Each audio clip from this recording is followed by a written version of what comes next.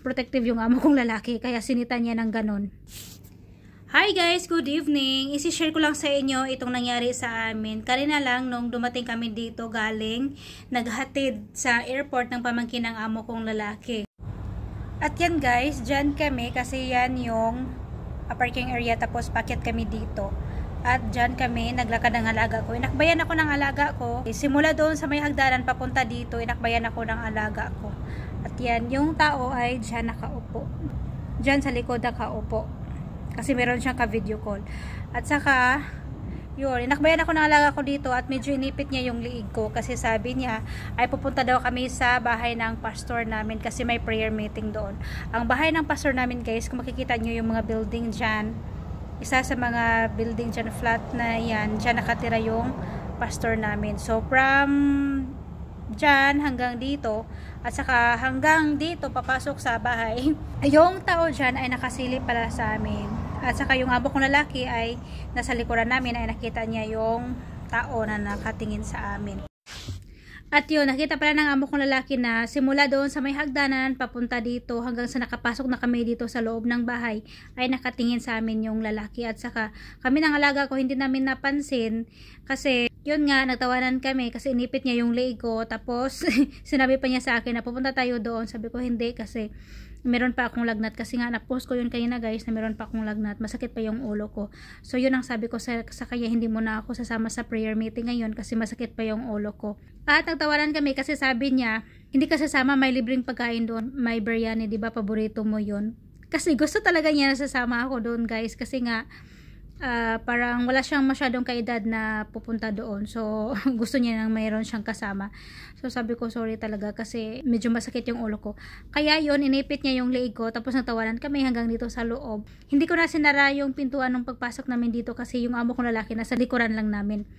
At nagulat na lang kami guys na biglang lumakas yung boses ng amo kong lalaki. Sabi niya, you want to come inside? Ganyan guys. Pero malaki yung boses niya.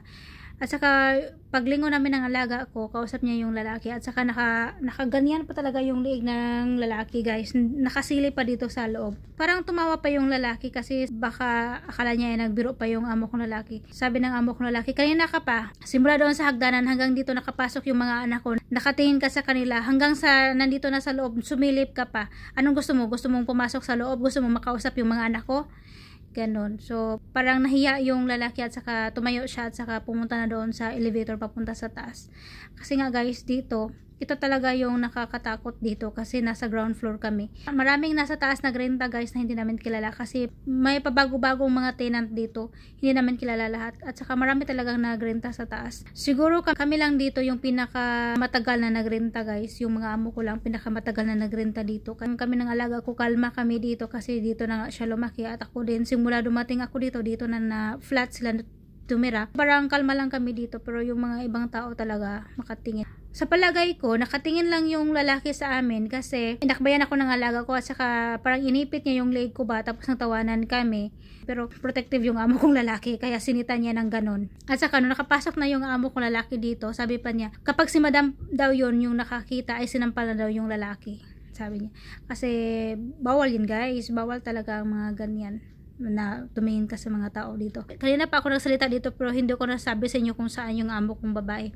Yung amo kong babae pala guys ay bago kami pumunta doon sa airport para ihatid yung pamangkin ng amo kong lalaki, yung amo kong babae hinatid muna namin doon sa isang pastor sa simbahan namin pero Indian siya, babae. Isa siyang physiotherapist guys at saka alam nyo naman yung amo kong babae meron siyang frozen shoulder. So pumunta siya doon para mag-exercise sila at saka lagyan ng kuryente. Hindi ko alam anong sinabi ng amo kong babae. Hinatid lang namin siya doon at saka bago kami pumunta doon sa airport para ihatid yung pamangkin ng amo kong lalaki. Kaya wala yung amo kong babae nung nangyari yun. Nag-share lang ako sa nangyari kanina. At yan lang guys. Thank you for watching. Bye bye. God bless everyone. Bye.